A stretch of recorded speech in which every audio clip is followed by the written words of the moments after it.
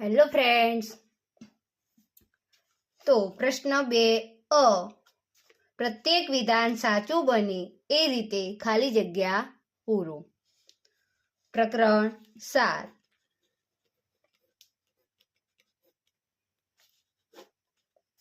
1. 2 થી 11 સુધીની પ્રાકૃતિક સંખ્યાઓમાં અવિભાજ્ય સંખ્યાઓનો ભાગ ખાલી જગ્યા છે. અહીંયા 2 થી 11 સુધીની પ્રાકૃતિક સંખ્યાઓ કઈ છે અને એની અંદર અવિભાજ્ય સંખ્યાનો ભાગ કેટલો? તો પહેલા તો 2 થી 11 સુધીની સંખ્યાઓ કેટલી થાય છે તે ગણી લઈએ. 2, 3, 4, 5, 6, 7, 8, 9, 10 અને 11. કુલ 1, 2, 3, 4, 5, 6, 7, 8, 9 અને 10 સંખ્યાઓ થાય છે. એમાંથી અવિભાજ્ય સંખ્યાઓ, તો અવિભાજ્ય સંખ્યાઓ કઈ છે? અવિભાજ્ય સંખ્યા, આની અંદર અવિભાજ્ય સંખ્યા એક તો 2, 3, 5, 7 અને 11. તો અવિભાજ્ય સંખ્યાઓ 2, 3, 5, 7 અને 11. તો કેટલી થઈ? 5. કેટલી થઈ? 5. તો એનો ભાગ કયો છે? તો કેટલો થાય એનો ભાગ? 5 છે અને કુલ સંખ્યાઓ કેટલી હતી? 10. તો એનો ભાગ કેટલો થશે? 5/10. 2. 13 મિનિટ એ કલાકનો ખાલી જગ્યામાં ભાગ છે. 13 મિનિટ એ કલાકનો ખાલી જગ્યામાં ભાગ છે એવું કહ્યું છે. તો કલાકની અંદર કેટલી મિનિટ આવે? અહીંયા મિનિટ કઈ છે? તો આપણે કુલ મિનિટ કેટલી? તો 1 કલાક બરાબર 60 મિનિટ. કેટલી મિનિટ? 60 મિનિટ. તો અહીંયા 13 મિનિટ કઈ છે? તો એ કલાકનો કયો ભાગ થાય? તો 13/60. આરો એટલો એનો ભાગ થાય. આગળ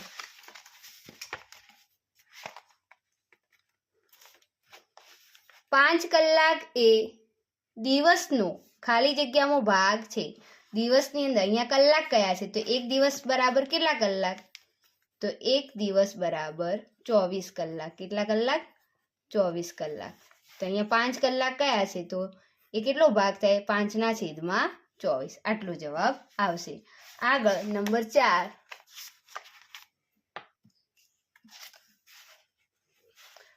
આપણને દાખલો કયો છે? અહીંયા સાદું રૂપ આપવાનું છે. 2.1/2 વત્તા 3.1/2.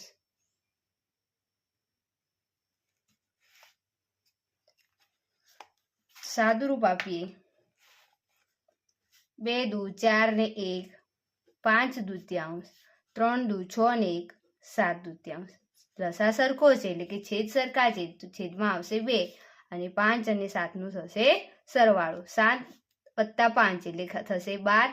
12/2. 12 ને 2 વડે ભાગીએ ત્યારે આપણો જવાબ શું મળે છે? 2 × 12 એટલે 6. આગળ 5.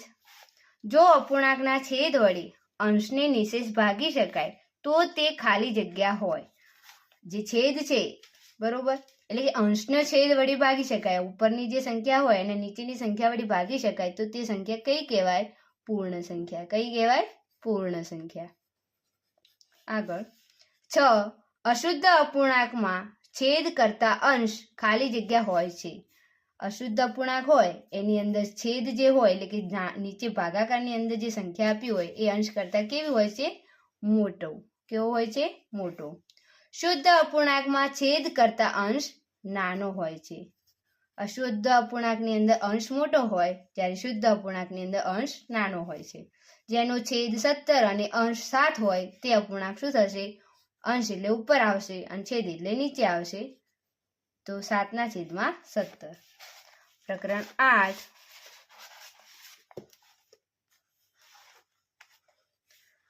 .37 ને સાદા અપૂર્ણાંકમાં ખાલી જગ્યા લખાય. સાદો અપૂર્ણાંક કયો છે? તો કઈ રીતે લખાય? તો લખીએ. 37 ની 37 લખીશું અને છેદમાં એકમ, દશક અને 100 લખીશું. 37/100. 3.045 ને શબ્દોમાં ખાલી જગ્યા લખાય. તો શું લખાય?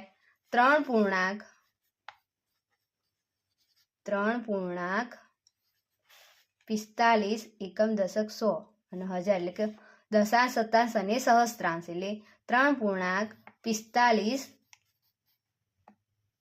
સહસ્ત્રાંશ.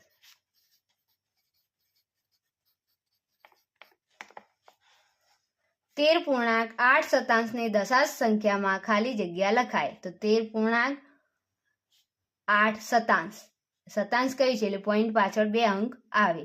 8 શતાંશ કયું છે, બરોબર. એટલે પોઈન્ટ પાછળ 2 અંક આવે પણ એક જ 8 જ આપ્યું છે તો આપણે આગળ શું લગાવીશું? 0. અને કેટલા પૂર્ણાંક કયા છે?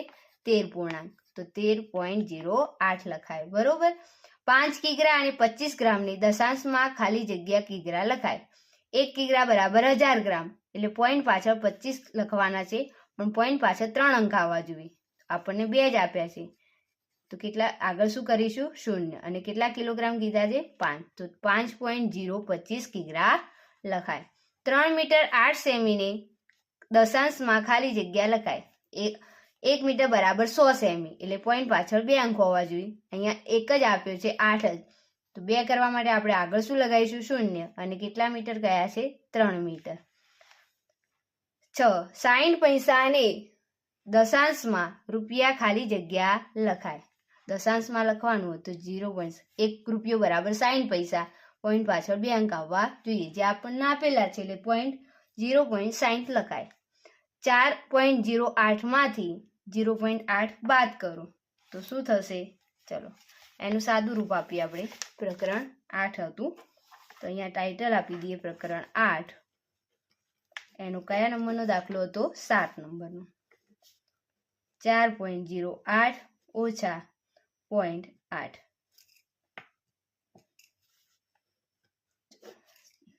અહીંયા કશું નહીં તો આપણે 0 મૂકી દઈએ. 8 માંથી 0 જાય એટલે 8. પછી આગળ 0 માંથી 8 ના જાય તો અહીંયાથી દશાંશ એક દશકો લઈશું એટલે અહીંયા 10 આવશે. અહીંયા 3 વચ્ચે 10 માંથી 8 જાય એટલે 2, પોઈન્ટનો પોઈન્ટ, અને 3 માંથી 0 જાય એટલે 3. તો જવાબ શું આવે છે? 3.28. આગળ 8 નંબર 1.03 વત્તા 0.3 વત્તા 0.003 એનો સરવાળો કયો છે? તો 1.03. પોઈન્ટના નીચે પોઈન્ટ જ મૂકવાનું અને એ રીતે આપણે સંખ્યા લખતા જવાનું. અહીંયા 003 અને અહીંયા 0. બાકીની જગ્યાએ આપણે શું લખી દઈશું? 0 એટલે આપણને સરવાળો કરવામાં સરળતા રહે, બરોબર. તો અહીંયા શું આવશે? 3 બધા વત્તા 0 0 છે એટલે 3. અહીંયા પણ 3 અને અહીંયા આવશે પોઈન્ટના આગળ 1 એટલે જવાબ મળે છે 1.333. પ્રકરણ 10.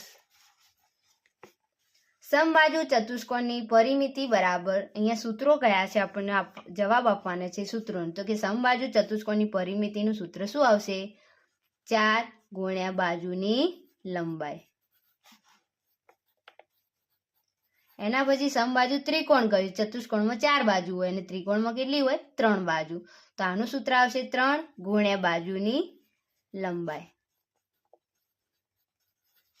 જે બહુકોણની બધી જ બાજુઓના માપ સરખા હોય તે બહુકોણને ખાલી જગ્યા બહુકોણ કહેવાય. બધી બાજુઓના માપ સરખા હોય તો એને શું કહેવાય? નિયમિત બહુકોણ કહેવાય છે. આગળ ચોરસની પરિમિતિનું સૂત્ર શું આવશે? ચોરસની અંદર કેટલી બાજુ હોય? 4. તો 4 ગુણ્યા બાજુની લંબાઈ. આગળ 5 લંબચોરસની પરિમિતિ કઈ છે? તો એની અંદર શું હોય છે? 2 લંબાઈ અને 2 પહોળાઈ એટલે કે સામસામેની લંબાઈ અને પહોળાઈ સરખી હોય છે. તો આમાં આવશે 2 ગુણ્યા કૌંસની અંદર લંબાઈ વત્તા પહોળાઈ. આગળ ભૌમિતિક આકૃતિની બધી જ બાજુના માપનું સરવાળો એટલે આકૃતિની પરિમિતિ. બધી બાજુઓ કીધી તો બધી બાજુના માપનો સરવાળો કરીએ એટલે એ આકૃતિની આપણને શું મળે છે? પરિમિતિ. શું મળે છે? પરિમિતિ. ચલો 7 લંબચોરસનું ક્ષેત્રફળ બરાબર ખાલી જગ્યા. તો એનું સૂત્ર લખવાનું છે. તો લંબચોરસના ક્ષેત્રફળનું સૂત્ર આવશે લંબાઈ ગુણ્યા પહોળાઈ.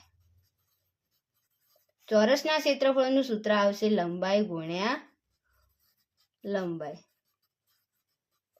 પ્રકરણ 11 એક પેટીમાં 12 સફરજન છે તો n પેટીમાં સફરજનની સંખ્યા માટેનો નિયમ ખાલી જગ્યા બની તો કેટલો બનશે? 12 ગુણ્યા n કરવાનું એટલે 12n. જો આકૃતિની સંખ્યા માટે n લઈએ તો દિવાસળી વડે h આકૃતિ રચવા જરૂરી દિવાસળી માટેનો નિયમ ખાલી જગ્યા બને. અહીંયા 1 2 3 4 અને 5 દિવાસળી જોઈએ છે એટલે કયો નિયમ આવશે? 5n. જો આકૃતિની સંખ્યા માટે n લઈએ તો દિવાસળી વડે n આકૃતિ રચવા જરૂરી દિવાસળી માટેનો નિયમ ખાલી જગ્યા બને. તો અહીંયા n છે, n રચવા માટે કેટલી દિવાસળી જોઈએ? 1 2 અને 3 તો અહીંયા આવશે 3n. 4 n બરાબર 1 હોય તો 6n બરાબર ખાલી જગ્યા. અહીંયા દાખલો છે આ 6 n ની કિંમત આપણને 1 આપી છે તો એની જગ્યાએ 1 મૂકીએ અને 6 એકા 6 આ આપણો જવાબ. જો એક બાસ્કેટમાં 20 નારંગી હોય તો n બાસ્કેટમાં નારંગીની સંખ્યા માટેનો નિયમ ખાલી જગ્યા બને તો 20 ગુણ્યા n એટલે 20n. 6 n બરાબર 3 હોય તો 5n બરાબર ખાલી જગ્યા. જેવી રીતે ઉપર ગણે તેવી જ રીતે 5 ના 5 અને n ની જગ્યાએ આપણને કિંમત આપી છે 3 તો 3 મૂકીશું અને 5 તરી 15 આ આપણો જવાબ. જો આકૃતિની સંખ્યા માટે n લઈએ તો દિવાસળી વડે p આકૃતિ રચવા જરૂરી દિવાસળી માટેનો નિયમ ખાલી જગ્યા બની 1 2 3 4 અને 5. કેટલી દિવાસળી જોઈએ p રચવા માટે? 5 તો આવશે નિયમ 5n. 8 જો આકૃતિની સંખ્યા માટે n લઈએ તો દિવાસળી વડે 5 અથવા આને તમે 5 પણ કહી શકો અને s પણ કહી શકો છો, બરોબર? તો કે s રચવા આકૃતિ રચવા જરૂરી દિવાસળી માટેનો નિયમ ખાલી જગ્યા બને તો શું આવશે? 1 2 3 4 અને 5 દિવાસળી જોઈએ છે એટલે શું આવશે? 5n. આગળ પ્રકરણ 12.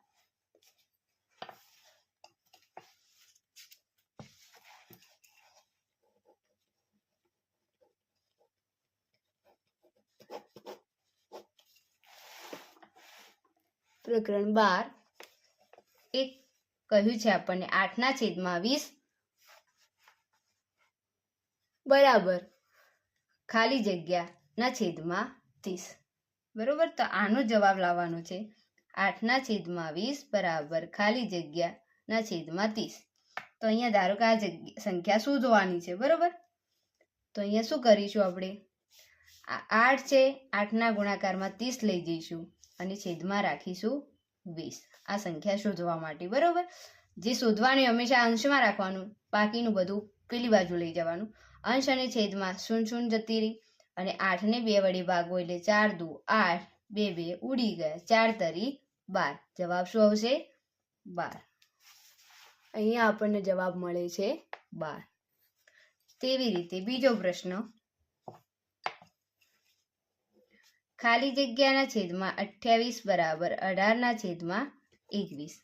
અહીંયા સંખ્યા શોધવાની છે તો ત્યાં પ્રશ્નાચિહ્ન કરીશું. આ જે છેદમાં છે એને આ બાજુ લઈ જઈશું તો આવશે 18ના ગુણાકારમાં 28ના છેદમાં 21. અવયવ પાડીએ 6 તરી 18 7 ચોક 28 અને છેદમાં 7 તરી 21. અંશ અને છેદમાં સમાન અંક ઉડી ગયા 6 ચોક 24. તો આમાં જવાબ આવશે 24. કયો આવશે? 24. 3 20 એ 4ના ખાલી જગ્યા ગણા છે તો આપણે 4નો ઘડિયો બોલવાનો જ્યાં સુધી 20 આવે ત્યાં સુધી. તો 4 એકા 4 4 દુ 8 4 તરી 12 ચોગું ચોગું 16 અને 4 પંચા 20. તો કેટલાય 20 આવ્યા? 5. તો 4ના કેટલા ગણા છે? 5 ગણા. કેટલા ગણા છે? 5. 6 એ 48નો ખાલી જગ્યામાં ભાગ છે તો અહીંયા આપણે 6નો ઘડિયો બોલવાનો જ્યાં સુધી 48 ના આવે ત્યાં સુધી. 6 એકા 6 6 દુ 12 6 તરી 18 6 ચોક 24 6 પંચા 30 6 6 36 6 સિત્તેર 42 6 અઠ્ઠું 48. 48 આવે કેટલાય? 8. તો 48નો 6 એ 48નો 8મો ભાગ છે. કયો ભાગ છે? 8મો. 8 અને 12નો ગુણોત્તર ખાલી જગ્યા છે. તો અહીંયા આપણે ગુણોત્તર શોધવાનો છે. ચાલો ગુણોત્તર શોધીએ. નંબર 5, 8 અને 12 નો ગુણોત્તર.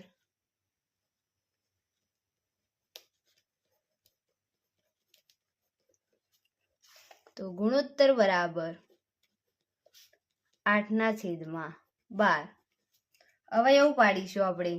4 દુ 8, 4 તરી 12. અંશ અને છેદમાં સમાન અંક ઉડી ગયા. 2/3 એટલે આપણને ગુણોત્તર મળે છે 2/3. કેટલો મળે છે? 2/3. આગળ 6, 15 કિગ્રા અને 20 કિગ્રાનો ગુણોત્તર ખાલી જગ્યા છે. તો ડાયરેક્ટ જ લખીએ. ગુણોત્તર બરાબર કેટલો કયો છે? 15 કિગ્રા અને 20 કિગ્રા. 15 કિગ્રા ભાગ્યા 20 કિગ્રા. ચાલો સમાન. પહેલા તો 15 અને 20 ના અવયવ પાડી દઈએ. 5 તરી 15, 5 ચોક 20. એકમ સરખો છે એટલે તો ઉડી જ જાય. અહીંયા ઉડાડી દઈશું. અંશ અને છેદમાં સમાન અંક ઉડી ગયા. તો આપણને મળે છે 3/4. એટલે ગુણોત્તર મળે છે 3/4. કેટલો મળે છે? 3/4. ગુણોત્તર દર્શાવવા બંને માપના એકમો ખાલી જગ્યા હોવા જોઈએ. કેવા હોવા જોઈએ? અહીંયા જુઓ કિગ્રા છે, નીચે બી કિગ્રા છે, એટલે કે સરખું હોય. એકમો જે હોય એ સરખા હોય તો જ ગુણોત્તર શોધી શકાય. એટલે કે ગુણોત્તર દર્શાવવા બંને માપના એકમો સરખા હોવા જોઈએ. 8, 6, 7, 18 ખાલી જગ્યા એ પ્રમાણમાં છે. અહીંયા પ્રમાણમાં શોધવા માટે પહેલી સંખ્યા, બીજી, ત્રીજી અને 4 સંખ્યાઓ હોય. બરોબર? તો અહીંયા આપણે આ રીતે કર્યું ને, આપણે જે પહેલો દાખલો આપ્યો હતો ને એવી રીતે લખી દઈએ. બરોબર? પહેલી અને ત્રીજી અહીંયા જે 6, 7, 18 અને ખાલી જગ્યા પ્રમાણમાં છે. બરોબર? આ પ્રમાણમાં તો છે પણ ચોથી સંખ્યા શોધવાની છે. તો આને આ રીતે લખાય. પહેલી સંખ્યાના છેદમાં આવશે ત્રીજી, પહેલી અને ત્રીજીનો ભાગાકાર અને બીજી અને ચોથીનો ભાગાકાર. બરોબર? અહીંયા સંખ્યા શોધવાની છે. તો શું કરીશું? 6 આ જે શોધવાના છે ને તો એ આ બાજુ જતા રહેશે. ધારો કે અહીંયા આપણે શોધવાના એ લખી દઈએ. શું લખી દઈએ? એ. તો ચાલો આ જે શોધવાના છે ને એ અહીંયા લાવી દઈએ. 7 એમને એમ રાખીએ. 18 જતા રહેશે ઉપર અને 6 જતા રહેશે છેદમાં. 18 ના અવયવ પાડો. 6 તરી 18. તો 6 ઉડી ગયા. તો વધ્યા કેટલા? 7 ગુણ્યા 3. તો જવાબ આવશે 7 તરી 21. આ રીતે પણ ગણી શકો, અથવા તમે આ રીતે પણ ગણી શકો કે 6 ગુણ્યા ખાલી જગ્યા બરાબર 18. તો 7 ગુણ્યા ખાલી જગ્યા બરાબર જોઈએ 6 ને કેટલા વડે ગુણીએ તો 18 આવે. આ એક શોર્ટ ટ્રીક છે. તો 6 ને કેટલા વડે ગુણો તો 18. અહીંયા પહેલી અને ત્રીજી લેવાની અને બીજી અને ચોથી લેવાની. બરોબર?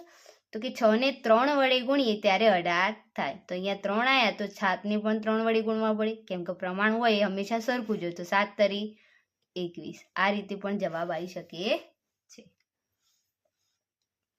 તો વિદ્યાર્થી મિત્રો, અહીંયા આપણે પ્રશ્ન 2 પૂરો થાય છે. હવે આપણે નેક્સ્ટ વિડીયોની અંદર પ્રશ્ન 2 નો જે બ છે એ લઈને આવીશું.